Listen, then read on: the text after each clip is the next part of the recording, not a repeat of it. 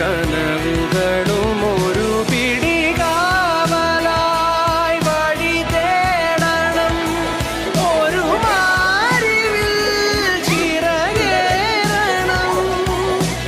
ആശതൻ തേരിതിൽ പറന്നു വാനിൽ നീ ഉയരണം. ഇന്നത്തെ ക്ലാസ് വളരെ രസകരമായിരുന്നു.